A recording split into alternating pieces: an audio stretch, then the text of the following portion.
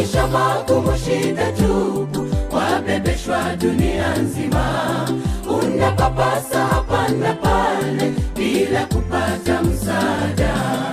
Umeanza kukata tamaa, imani yako inayumba yumba, unajisikia upweke, umeachwa kama yatima, utokako ni mbali sana, kiasi kwamba huwezi rudi mbele, uendako nako giza.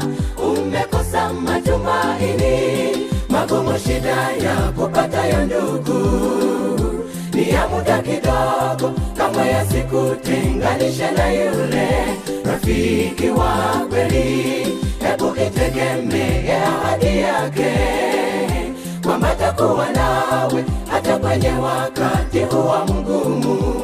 Mtegemee Yesu, magumu shida ya kupata